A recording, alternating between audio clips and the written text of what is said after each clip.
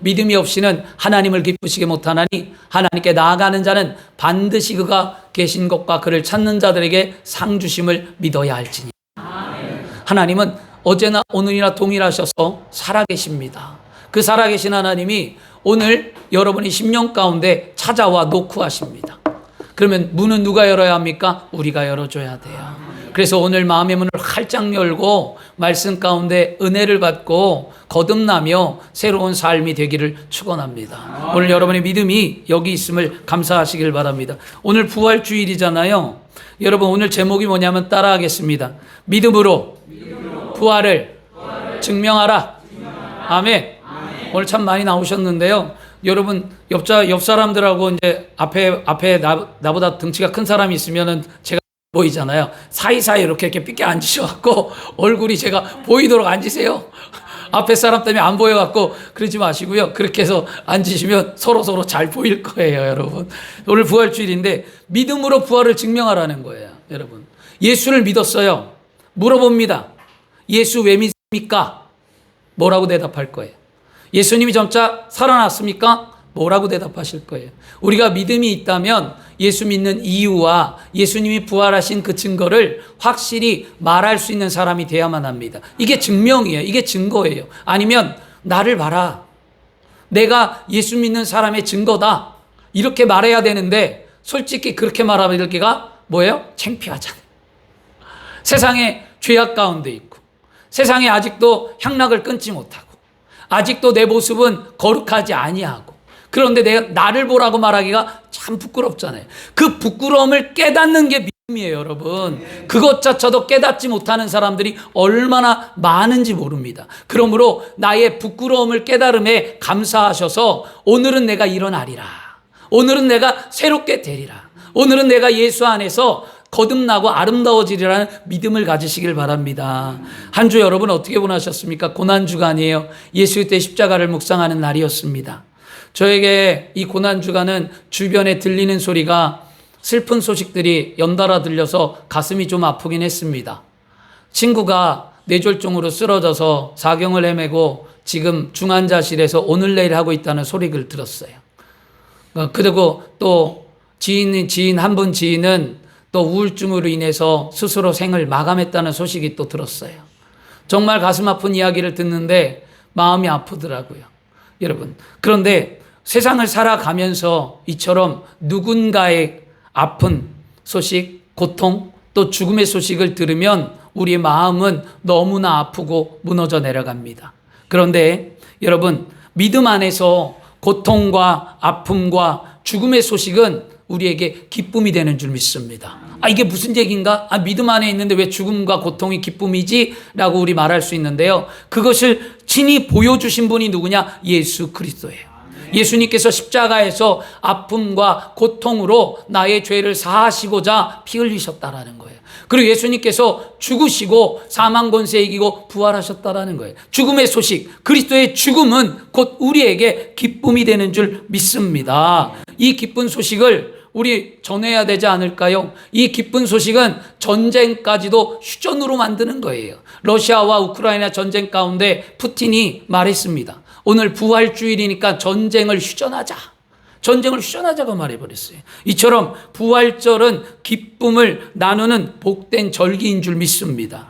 우리의 이 복된 소식을 우리의 삶에 드러냄을 통해서 세상에 증거하는 삶이 되어야 할 줄 믿습니다. 그게 믿음이에요, 여러분. 믿는 게 믿습니다만이 믿음이 아니에요. 기도하는 게 믿음이 아니에요. 전도하고 봉사하고 충성하고 그런 것을 믿음으로 아는데 그것도 믿음의 일부는 맞아요. 그러나 진짜 믿음은 뭐냐면요, 내 삶에서 그리스도가 나타나는 거예요.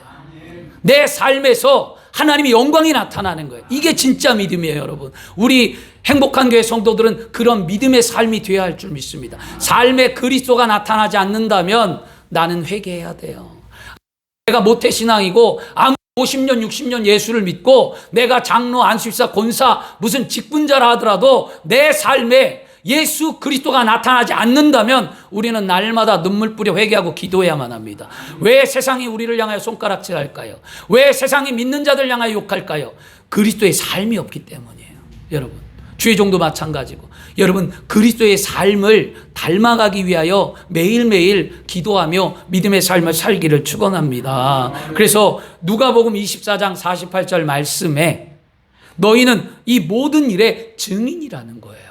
이 모든 일이 뭡니까? 하나님이 나를 사랑하셔서 하나밖에 없는 독생자 예수 그리스도를 이 땅에 보내시고 그 예수께서 십자가에 피 흘려 죽으시고 사망 권세 이기고 부활하셔서 우리 생명이 되는 거예요. 그걸 믿는 자마다 멸망하지 않고 영원히 산다라는 거예요. 영생이 우리 안에 있다는 거예요. 예수 믿고 구원받아 하나님의 자녀가 되었고 나는 저 하늘 저 천국에 소망이 있다는 거예요. 이게 우리의 믿음이거든요. 그런 믿는 이 모든 일의 증인인데, 그래서 오늘 우리의 제목은 믿음으로 부활을 증명하라는 거예요. 믿는 자로서 부끄러워 삶 사지 마세요. 여러분, 믿음의 가문이 몇 대다. 우리 집안에 주의 종이 있다.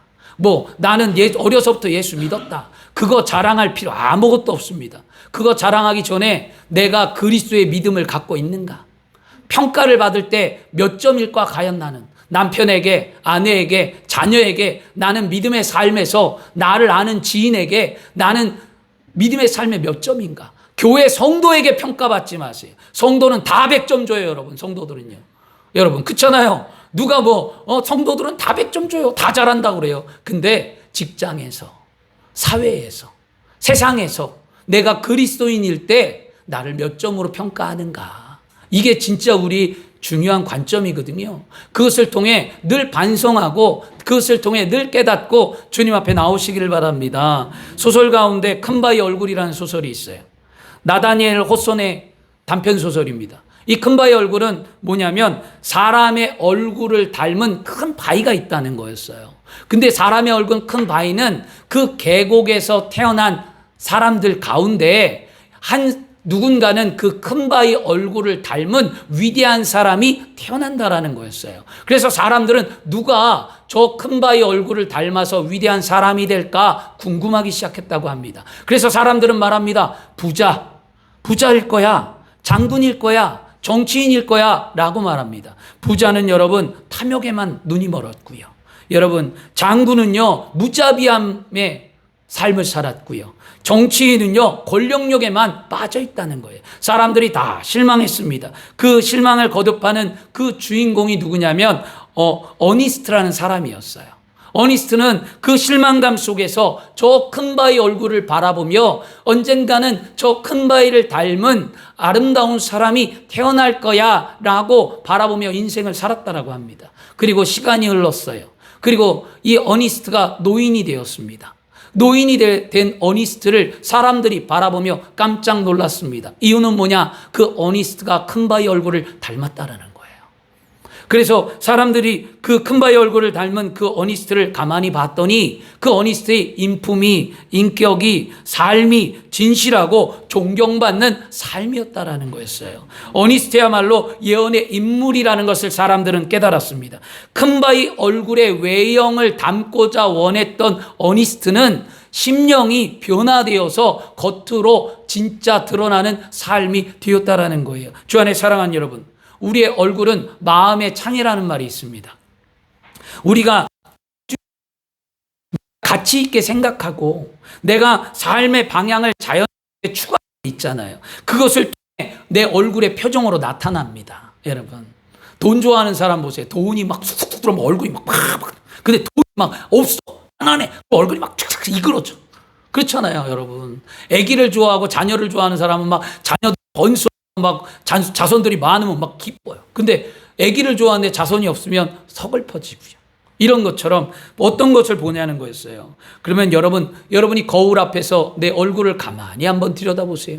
주름도 져 있고 쭈글쭈글하고 예전에는 참 아름다웠는데 이뻤는데 쭈글쭈글한 얼굴을 볼 거 아니겠어요. 근데 그 주름 속에 근심의 주름인가, 그 주름이 기쁨의 주름인가를 보셔야 된다라는 거예요, 여러분. 그래서 여러분 얼굴이 만약에 근심과 탐욕의 얼굴인지, 아니면 여러분의 기쁨과 평안과 행복한 얼굴인지, 날마다 거울을 보며 자신을 들여다볼 수 있는 삶이 되어야 할 줄 믿습니다. 요한복음 19장 20장에 가면, 요한복음 20장 19절에서 23절에 보면 예수님께서 부활하시고 나서 첫 번째 한 메시지가 뭐냐면 평안하뇨. 그래서 예수 믿는 자는 평안이 있어야 돼요. 기쁨이 있어야 돼요. 그 기쁨으로 행복을 누려야만 합니다. 우리 교회가 왜 행복한 교회입니까? 예수를 진짜 믿는 자들이 되어서 예수께서 부활하셔서 첫 번째 메시지 평안하냐라고 선포했던 그 평안이 우리 안에 있기를 원한다라는 거예요. 그 평안을 어떻게 누리라고 말하냐면 예수님께서는 또 말씀하십니다. 숨을 내쉬면서 성령을 받으라는 거예요. 그래서 성령을 받고 하나님의 영이 내 안에 임재하고 성령 충만하면 우리는 평안을 누릴 수 있다라는 거예요. 그러면 우리 그리스도인들이 내면에서 우리 심령 속에 예수 그리스도의 평강이 흘러나와 우리 외형이 그리스도인의 형상을 닮아가는 삶으로 변화되어야 될 줄 믿습니다. 믿음으로 부활을 증명하기 위해 예수 그리스도의 부활의 첫 메시지인 평안을 누리고 성령 충만을 받는 삶이 되길 바랍니다. 성령은요, 우리에게 부활의 의미를 깨닫게 하십니다. 예수께서 우리를 위하여, 우리의 죄를 위하여 십자가에서 피 흘려 돌아가셨고 그 아픔과 고통을 이기셨고 죽음으로 우리의 죄를 다 용서해 주셨다는 사실을 성령 하나님이 우리에게 깨닫게 해주십니다. 성령은 우리 예수께서 십자가에 피 흘려 돌아가신 것뿐만이 아니라 진짜 무덤에 묻혀서 사망 권세 이기시고 부활하셔서 우리에게 참 소망이 되어주시는 분임을 깨닫게 하시는 게 성령 하나님입니다. 그래서 기독교는요, 부활의 종교예요. 기독교는 다시 살아나는 종교예요. 그러면 여러분들의 인생이 살아나야 되잖아요. 과거가 아니라 현재의 삶에 일어나야만 합니다. 달라져야만 합니다. 변화돼야만 합니다. 살아나야 된다라는 거예요. 예수께서 사셨는데 왜 내가 안 살아죠? 예수께서 살았는데 왜 나는 과거에 매여 살죠? 예수께서 살았는데 왜 나는 그 자리에 머물고 있죠? 예수를 믿으면 변화되고 달라져야 된다. 성화가 된다. 이게 우리의 믿음이었습니다. 그래서 요한복음 11장 25절과 26절에 예수께서 이르시되 나는 부활이요 생명이니 나를 믿는 자는 죽어도 살겠고 무릇 살아서 나를 믿는 자는 영원히 죽지 아니하리라. 이것을 너희가 믿느냐라. 이것을 믿냐라고 질문하잖아요. 그러면 이것을 믿느냐라고 예수님이 말씀하실 때 주님 내가 믿나이다.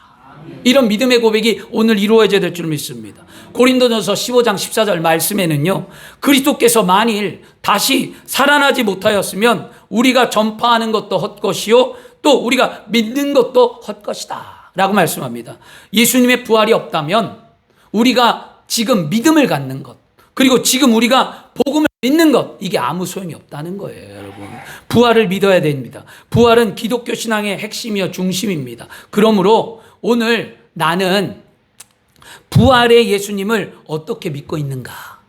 나는 또 부활하신 예수님을 내가 어떻게 내 삶에서 드러내며 세상에 증거하고 있는가? 이걸 오늘 말씀을 통해 깨달아야 될 줄 믿습니다.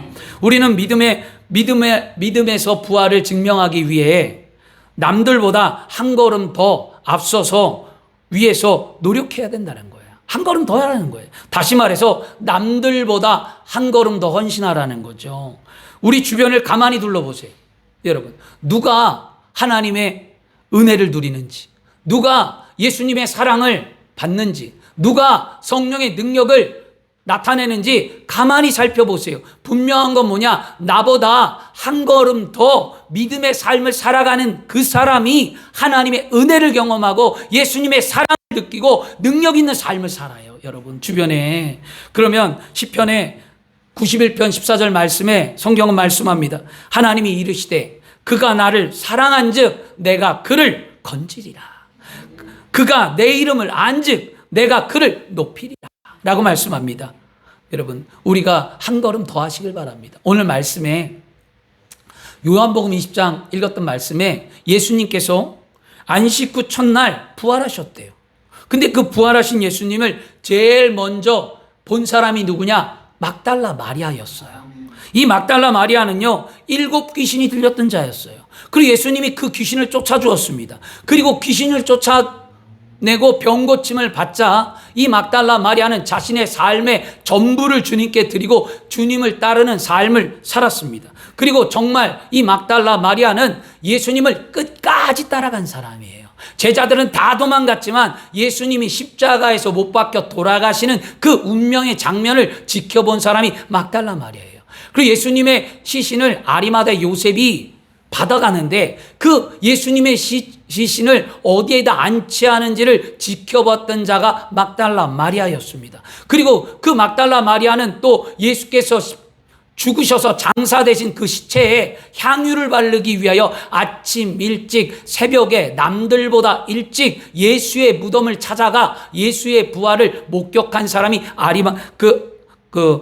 막달라 마리아였습니다. 그리고 그 막달라 마리아는 예수의 부활을 목격한 이후에 제일 먼저 제자들에게 찾아가 예수님이 살아났다는 것을 증거한 사람이었습니다. 주 안에 사랑하는 여러분, 여러분들이 큰 은혜를 받고서 믿음의 삶이 흔들리거나 주님의 관계가 멀어졌다면 그것은 진짜 믿음이라고 할 수 없습니다. 막달라 마리아는 예수님께 큰 은혜를 받았습니다. 자신에게 붙어있던 7 귀신, 더러운 귀신이 떠나갔던 은혜를 얻었어요. 여러분, 귀신이 들렸으면 얼마나 힘들겠냐고요. 그것도 한 명도 아니고 7 귀신이에요. 군대 귀신이에요. 사람의 힘으로 할 수 없는 거예요. 이 여인의 삶이 가족에게서 버림받았고 공동체 생활에서 버림받았고 외롭고 힘들고 지치고 혼자 서 있고 아무도 없는 그의 삶. 여러분, 외롭습니까? 여러분, 아무도 없습니까? 여러분, 환경이 막혔습니까? 혼자입니까? 지쳤습니까? 그때 주님 만나시길 바랍니다. 주님 만나면 문제가 풀어지는 거예요. 여러분이 한마디만 외치면 돼요. 주님, 나를 도와주옵소서. 오늘 따라하겠습니다. 부활하신 주님, 나를 도와주옵소서. 이 말 한마디가 여러분의 믿음으로 말미암아 하나님을 감동시켜서 주님이 여러분을 붙들어 준 줄 믿습니다. 은혜를 얻었어요, 여러분. 은혜를 얻으니까 이 막달라 마리아의 믿음이 생기고 다른 제자들과 다르게 그는 주님 앞에 더 열심 갖고 나갔잖아요. 제자는 뭐요? 제자는 그냥 예수님 만나잖아요. 성경을 보세요. 제자들 어떻게 부릅니까? 아무개야, 베드로야, 너 나를 따르라. 이거예요. 그러니까 그들이 예수를 따랐다라는 거예요. 제자들은 병 고치는 은혜가 아니에요. 그냥 예수께서 말씀하시니 따라왔다라는 거예요. 물론 예수님의 말씀을 믿고 따라오는 것도 중요한데 누가 더 사모할까요? 누가 더 큰 은혜를 얻을까요? 자신의 삶의 현재의 문제를 해결해 준 것이 더 감사하죠. 여러분, 병 고치는 은혜, 환경의 은혜, 마음의 위로, 풀리지 않는 문제의 풀어짐, 역사와 기적을 경험한 사람의 믿음이 훨씬 크다는 거예요, 여러분. 그래서 이걸 어떻게 비유하냐? 모태신앙과 예수를 처음 믿는 사람의 신앙이 다르다는 거예요. 모태신앙은 제자와 같은 신앙이에요. 그냥 어려서부터 예수를 알았으니까, 그냥 부모가 믿었으니까, 그냥 따라갔으니까. 그러니까 은혜라는 깊이를 몰라요. 그런데 아무도 예수를 믿지 않았어요. 우리 집이 일대예요. 내가 예수를 처음 믿어요. 그러면 은혜가 얼마나 크겠습니까? 예수님이 나를 사랑하시고 그 십자가 은혜로 나를 구원하셨고 그 감격이 크니까 일대의 신앙은 몸부림치는 신앙이에요. 가족이 예수 믿고 다 믿기 위해 열심을 갖죠. 생각해 보세요. 여러분의 자녀 믿음이 좋습니까? 여러분의 믿음이 좋습니까? 솔직히 여러분의 믿음이 훨씬 좋아요, 자녀들보다. 자녀들은 왜? 부모의 은덕을 먹고 산 것 뿐이에요. 부모가 기도해서 열매를 맺었으니까. 저도 마찬가지고요. 그러면 어떻게 해야만 합니까? 여러분, 은혜를 체험할 수 있도록 기도해야 돼요. 하나님, 나와 같은 은혜, 내가 만난 하나님, 내 자녀가, 내 이웃이, 나와 함께하는 자가 알게 해달라고 부지런히 기도해야만 합니다. 그 기도만 하더라도 여러분 하루가 다 지나고 한 달이고 1년이 지나요, 여러분. 여러분 열심 내고 기도하시길 바랍니다. 우리 교회 성도님들이 은혜가 있고 열심을 갖고 기도하는 모습이 저에겐 감동이 되었어요. 새벽 예배 제일 많이 나왔고요. 우리 남성교회가 새벽 예배 나와 엎드리고요. 여러분, 이 금요 예배, 금요 철야 예배, 권사님부터 장로님부터 다 나와 기도하고 이런 걸 볼 때 하나님의 은혜가 얼마나 큰지 모릅니다. 그런데 왜 그렇게 기도할까요? 우리가 만난 하나님을 서로 알기를 원한 거예요. 왜냐하면 우리 교회 모토는 뭐예요? 행복한 구원의 기쁨을 예수 그리스도 안에서 함께 지어져가는 아름다운 공동체예요. 누구도 소외되거나 누구도 뒤처지는 것이 아니라 그리스도 예수 안에 함께 지어가는 거예요. 서로 끌어주고 밀어주고. 그러면 어떻게 할까요? 마음의 문을 열고 우리가 열심히 그리스도의 사랑을 알고 기도해야 될 줄 믿습니다. 여러분, 이 막달라 마리아 너무 은혜가 컸다라는 것을 기억하시길 바라고요. 그 예수님은 오늘 우리에게 바라는 게 뭘까요? 예물보다 우리의 자신을 드리길 원한다라는 거예요. 여러분, 우리가 아무리 많은 물질을 부활주일날 특별히 생각해서 하나님께 예물을 싣는 거, 하나님 물론 그것도 받으세요. 그러나 그 기쁨보다도 더 큰 기쁨이 뭐냐? 나의 삶을 주님께 드리는 거예요. 절기에 나와 예배하는 것이 아니라 평상시에 내 삶을 드릴 수 있는 삶. 왜냐하면 물질보다도 주님은 우리가 주님을 생각하고 날마다 예배하며 하나님 앞에 쓰임받는 삶이 되기를 원하신다는 거죠. 그래서 로마서 12장 1절에 그러므로 형제들아 내가 하나님의 모든 자비하심으로 너희를 권하노니 너희는 너희 몸을 하나님이 기뻐하시는 거룩한 산 제물로 드리라. 이는 너희 드릴 영적 예배니라.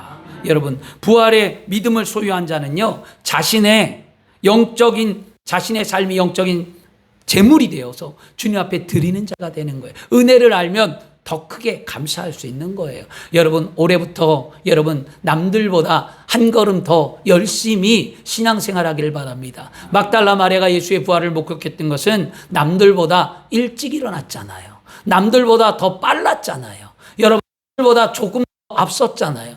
여러분, 만이라고 하지 않아요. 한 번만 더 해보고 더 해보시면 되고요. 한 번 더 기도해 보면 되고, 한 번 더 말씀 보면 되고, 한 번 더 복음을 전하면 되고, 한 번 더 예배하면 됩니다. 그런 삶이 달라지시기를 축원합니다. 그러면 예수님의 부활이 우리에게 큰 은혜가 되는 것은요, 여러분, 우리가 그리스도인이잖아요. 그리스도인들은 교회력을 알아야 돼요.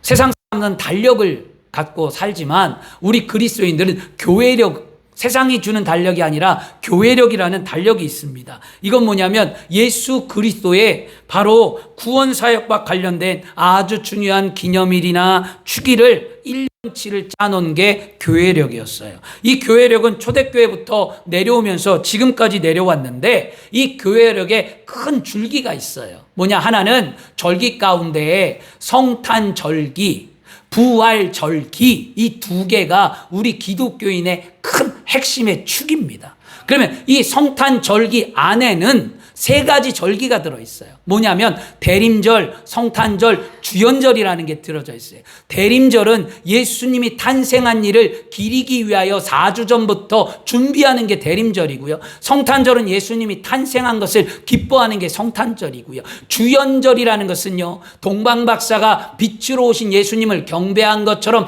예수님을 경배하고 빛으로 내가 받아들이는 절을 주연절이라고 말합니다. 이게 하나고요. 그 다음에 오늘 우리는 부활절이잖아요. 이 부활절은 부활절기 안에 들어있는 것이 부활절이에요.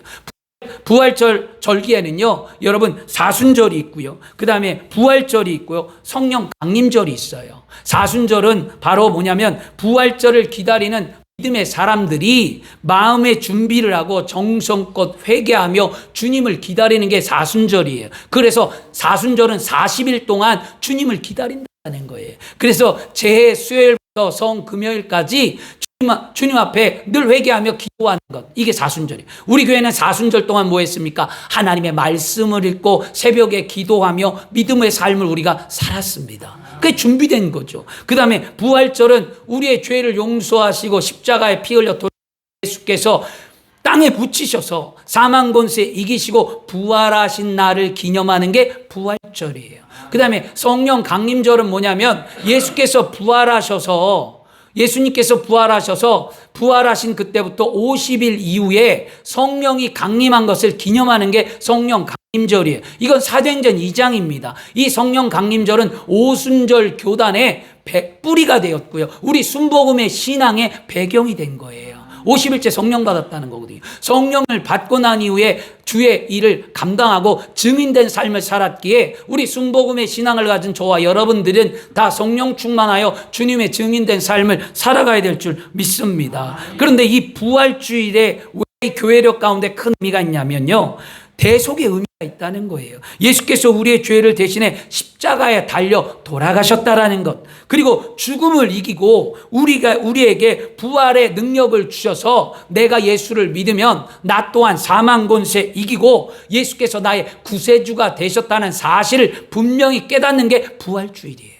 그래서 부활주일이 우리에게 큰 의미를 갖고 있습니다. 이걸 믿는 자가 뭐예요? 하나님의 자녀가 되는 권세를 누리는 겁니다. 그러므로 오늘 우리는요, 이 부활주일날 분명한 신앙 고백을 해야 돼요. 신앙은 뭐냐? 고백은 뭡니까? 내 입으로 시인하여 구원을 이룬다라고 했잖아요. 말씀을 듣고 마음에 믿어 의에 이루고 입으로 시인하여 구원을 얻는다고 했기에 오늘 우리는 분명히 내 마음속으로 고백해야 돼요. 예수님이 날 위해 이 땅에 오셨구나. 예수님이 날 위해 피 흘려 십자가에 돌아가셔서 내가 죄 사함을 받았구나. 그리고 나의 모든 죄가 청산되었고 예수께서 정말 나를 위하여 사망권세 이기고 부활하여 저 하늘 저 천국에 나를 오라 하시는구나. 내가 예수를 믿으며 그 예수가 나의 구세주구나. 이런 믿음의 고백을 해야 그게 신앙인 아닙니까? 이 고백을 안 하면요, 우리 신앙인이라고 할 수 없어요. 믿음을 가졌다고 말할 수 없어요. 가짜예요, 다. 이 고백 안 하면요. 우리 오늘 그런 고백을 하고 진실되고 진짜 그리스도인이 다 돼야 할 줄 믿습니다. 여러분, 오늘 말씀을 보니까 이 막달라 마리아가 부활하신 예수님에 대한 소식을 전했잖아요. 한 걸음 더 했기 때문에 은혜를 얻어 전했는데, 여러분, 예수님의 무덤에 달려간 사람들이 있었어요, 성경에. 오늘 누구냐? 베드로와 예수께서 사랑하시는 다른 제자라고 그러죠. 예수님이 사랑하는 제자가 누구냐면 요한을 가리키긴 해요. 그래서 다른 제자가 달려갔는데 베드로보다 요한이 젊어요. 그러니까 분명히 달리기가 빠르겠죠. 빨리 간 건 같겠죠. 그런데 가만히 보세요. 다른 제자는 먼저 달려가서 뭐 했냐? 무덤 안에 들어가지 못하고 무덤 밖에서 그 무덤을 바라만 보았다라고 그랬어요. 그런데 나중에 도착한 베드로는 그 무덤으로 들어가서 예수께서 살아나신 것을 보았고 그것을 보고 난 이후에 다른 제자가 들어가서 믿더라, 성경은 말씀합니다. 그렇죠? 여러분, 우리는 오늘 믿음으로 부활을 증명하려면 베드로와 이 다른 제자의 믿음을 가만히 생각해 봐야만 합니다. 내가 다른 제자와 같은 믿음을 가지고 있지는 않는가? 나는 왜 믿으면서 망설이는가? 우리는 분명 똑같이 말씀을 들어요. 똑같이 이 자리에 앉아 있어요. 분명한 건 어떤 성도는 베드로와 같이 망설임 없이 믿음의 삶을 사는 성도가 있는가 하면 어떤 성도는 주저하고 망설이고 재고 생각하고 할까 말까 이런 마음으로 하는 성도가 있겠죠. 두 개로 나눠진다는 거예요. 우리는 왜 이 두 부류의 믿음의 삶을 살아가는 걸까요? 이유는 분명합니다. 뭐냐? 믿음의 확신의 차이라는 거예요, 여러분. 확신의 차이. 믿음이란 내가 확실하게 믿고 그것을 내 심령 속에 하나님의 약속에 대한 개인의 사유화를 하라는 거예요. 이런 말을 다시 말하면 뭐냐면 믿음은 다른 사람에게 빼앗기지 말라는 거예요, 여러분. 왜 믿음을 빼앗깁니까? 베드로는 실수투성이었어요. 그러나 그는 자신의 믿음에 확실함이 있었습니다. 그래서 예수님이 질문하잖아요. 베드로에게 너 나를 누구라 하느냐? 그럴 때 베드로는 주저하지 않고 주는 그리스도요 살아계신 하나님의 아들이라는 말을 합니다. 그렇죠? 남들은 주저했지만 베드로는 그렇지 않았죠. 또 갈릴리 호숫가에서 배에서 고기를 잡고 있을 때 그 밤에 예수님이 나타나셨어요. 사람들은 유령이라고 벌벌 떠는데 베드로는요, 만일 주님이시거든 나를 오라고 명하여 주옵소서 말씀합니다. 그러자 예수님이 말씀합니다. 오라! 그 말이 떨어지자 베드로는 캄캄하고 칠흑같이 어둡고 이 물에 들어가면 빠져 죽는지를 알고도 예수님의 말씀을 믿고 뛰어나가 물 위를 걸었어요. 믿음은 망설이는 게 아니에요, 여러분. 주님이 주신 은혜 망설이는 게 아니에요. 봉사하라, 봉사해야 돼요. 물질 심으라, 물질 심어야 돼요. 여러분 예배 드리라 해야 됩니다. 여러분, 우리 교회 하나님이 주시는 은혜가 있습니다. 무엇이냐면 제가 순종했기 때문이에요. 제가 밤낮 기도하는데 성도님들이 그렇게 달라지는 것을 알겠더라고요. 제가 기도하는데 우리 안수 집사님, 기경록 집사님이 그러셨대요. 권사님한테. 목사님이 너무 열심히 기도하는데 우리도 나가서 기도해야 되는 거 아니야? 그러셨대요. 뭘까요? 믿음이 달라지기 시작하는 거예요. 안수 집사님 새벽 예배 나오셨어요. 너무 감동받았어요, 제가. 늘 새벽에 엎드려요. 그러고 난 다음에 면담을 하고 이런저런 이야기 했는데 힘드시고 어려운 문제에 대해서 얘기할 때 이런 고백이 뭐였냐면, 목사님 제가 알지만 기도가 부족한가 봐요. 믿음의 고백을 한 거예요. 달라졌죠. 그게 하나님의 은혜라는 거예요. 우리 김경상 안수 집사님 40일 작정하고 여러분 40일 새벽 예배 꾸준히 나왔어요. 근데 장례가 있어갖고 3일 이틀 빠지긴 했지만 그래도 열심히 나오셨어요, 여러분. 이런 모습들이 우리의 보기에 달라지는 거죠. 어떤 분은 그렇게 얘기합니다. 제가 주일날 7시 예배, 9시 예배 드리고 일찍 가라고 얘기했는데 우리 박시원 집사님은 교회 성도도 몇 안 되는데 예배 드리고 가자고 권사님한테 해서 11시 예배 드리고 볼일 보러 가셨어요. 제가 미안해갖고 권사님한테 9시 예배 드리고 가세요. 권사님 괜찮아요? 그랬더니 그렇게 하지 않았습니다. 그게 뭐예요? 달라지고 있다는 거예요. 성도님들이. 오늘도 7시 예배를 드렸습니다. 우리 권사님, 이금자 권사님 예전에 직장 다닐 때는 예배를 안 드렸어요. 그런데 이제 직장을 가면서도 7시 예배 드린다는 거예요. 1시간 늦게 출근하고 7시 예배 드리고 간다는 거예요. 그래서 7시 예배 제가 해드렸어요. 이게 무엇을 말해주냐? 우리 교회에 하나님이 역사하고 있다는 거예요.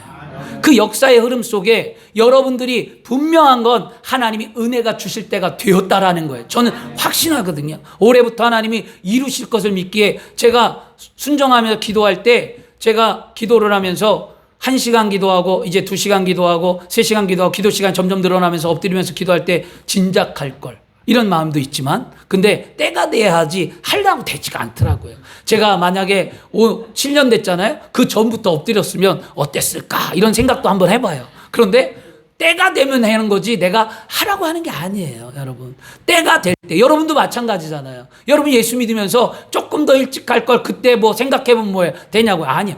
때가 돼서 예수 믿고 때가 돼서 기도하고 때가 돼서 눈물 뿌리고 때가 돼서 심고 때가 돼서 봉사하는 거예요. 하나님의 그때를 기다리시기를 바랍니다. 절대로 포기하지 마세요. 예수님은 살아나셨잖아요. 살아나신 주님이 나와 함께함으로 은혜가 임하는 줄 믿습니다. 그래서 우리는요, 여러분 이왕에 예수 믿었으면요, 믿음의 구원받은 하나님의 자녀가 되었다면 믿음의 삶에 망설이지 않기를 축원합니다. 우리는 분명 믿음에서 십자가의 죽음과 부활에 대한 믿음의 확신을 갖기를 바랍니다. 골로새서 1장 14절에 그 아들 안에 우리가 속량된 죄사함을 얻었느니라. 예수님 때문에 죄사함 받은 거잖아요. 베드로전서 1장 3절에 우리 주 예수 그리스도의 아버지 하나님을 찬송하리로다. 그의 많으신 궁휼대로 예수 그리스도가 죽은 자 가운데서 부활하게 하심으로 말미암아 우리에게 거듭나게 하사, 마지막이 중요합니다. 이 단어에 산 소망이 있게 했다. 산 소망이에요. 소망. 예수를 믿는 것 소망이에요. 소망. 기대가 있고 바람이 있고 꿈이 있고 예수를 믿는다라는 것은요, 마음에 소망이 있어야 합니다. 왜 좌절하십니까? 왜 기도하지 않습니까? 왜 낭망합니까? 왜 포기하십니까? 예수가 산 소망이 되셔서 오늘 이처럼 부활 주일날 예수께서 사망 권세 이기시고 부활하시고 살아나셨는데 살아나신 주님이 나에게 소망을 준다는 거예요. 내가 사망 권세 이기고 살아난 것처럼 너도 살라는 거예요. 너도 사망을 이기라는 거예요. 너도 세상을 이기라는 거예요. 너도 그 아픔에서 벗어나라는 거예요. 이게 믿음이에요, 여러분. 우리에게 그런 소망이 있었으면 좋겠습니다. 우리가 예수의 십자가로 말미암아 죄 사함을 얻었다면 오늘 사망 권세 이기시고 다시 살아나신 예수님을 믿어 우리 부활의 소망을 갖기를 축원합니다. 부활의 소망을 가지면 여러분 그러면요, 말씀을 읽으면서 찬양을 하면서 애통하면서 침묵하면서 기도하면서 그렇게 우리에게 주어진 삶에 고난을 부활의 참된 소망의 믿음을 갖고 견뎌내시기를 바랍니다. 왜냐하면 영원한 생명은 고난을 참고 견딘 후에 오기 때문입니다. 예수님이 고난을 참고 견뎠 때 부활의 영원한 생명이 온 것처럼 우리는 견뎌내면 온다는 거잖아요. 내가 생각해 보세요. 내가 모든 것을 잃은 것처럼 느껴질 때 승리의 길 한가운데 있음을 소망하며 예수님을 바라보시길 바랍니다. 내가 바라는 대로 안 되고 내 뜻대로 안 되고 정반대로 삶이 진행된다 할지라도 모든 것을 잃었다라고 성급히 판단하지 마시길 바랍니다. 이런 자는 믿음이 없는 거예요. 이런 자는 부활의 영광을 누릴 수가 없습니다. 오늘 부활의 소망의 믿음을 가지고 일어나 반드시 우리에게 부활의 기쁨이 찾아온다는 사실을 믿고 인내하며 삶의 믿음을 드리기를 축원합니다. 우리가 지금 처해 있는 고난 가운데 절대로 초조하거나 우울해하지 마시길 바랍니다. 왜냐하면 모든 슬픔은 기쁨으로 변화되기 때문입니다. 예수님은 분명 부활하셨습니다. 사망 권세 이기셨습니다. 그 이기신 주님이 나와 함께 하셔서 내 안에 말씀합니다. 내가 세상을 이겼노라. 그 주님이 나와 함께 하는데 무엇이 두렵습니까? 우리 기도함으로 승리해야 될 줄 믿습니다. 말씀을 마치겠습니다. 저는 오늘 여러분들에게 믿음으로 부활을 증거하고 증명하라고 말씀드렸습니다. 오늘 세상 사람들이 알지 못하는 부활주일이에요. 세상 사람들이 부활주일을 알아요? 아무도 몰라요. 우리만 알아요, 부활주일을요. 그러면 이 부활을 우리가 어떻게 세상에 증거하겠습니까? 우리는 오늘 스스로 점검해 보시기를 바랍니다. 내가 지금 막달라 마리아와 같은 은혜 받은 믿음의 헌신이 있는가? 막달라 마리아 같이 은혜 받은 믿음의 헌신이 있는가? 내가 베드로와 같이 망설임 없는 믿음의 확신이 있는가? 만약 내가 그렇게 믿음의 삶을 살고 있지 않다면 나는 예수를 믿으면서 믿음의 삶 속에 막달라 마리아나 베드로처럼 믿음을 행하지 못하고 있는 것이 무엇인가를 찾아야 돼요, 여러분. 그래서 오늘 우리는요, 그래야 합니다. 내 삶 속에 주님을 위해 포기하고 버려야 할 게 무엇이지? 내가 진정으로 관심을 갖고 살아가는 게 무엇이지? 깨달아야 됩니다. 우리는 분명 살아계신 하나님 믿는 믿음의 이 자리에 나와 예배했습니다. 우리는 예수님이 우리를 위해 십자가에 피 흘려 죽으시고 사망 권세 이기고 부활하신 사실을 믿기에 감사하는 마음으로 이 자리에 나온 줄 믿습니다. 우리는 이 모든 일에 증인이 되어 성령 충만하고 세상에 이 모든 것을 증거하고 나타내야 될 줄 믿습니다. 내가 연약함을, 내가 그렇게 살지 못함을 오늘 기도하고 성령의 능력을 힘입어 부활의 증인이 되기를 축원합니다. 우리의 믿음이 바로 세워져야 세상에 복음이 증거됩니다. 복음은 예수 그리스도의 십자가의 죽음과 부활입니다. 이 기쁜 소식을 우리가 나 혼자만 간직하지 말고 믿음으로 부활을 세상에 증거하는 하나님의 복된 그리스도 되기를 축원합니다. 기도하겠습니다. 좋으신 아버지 하나님 감사합니다.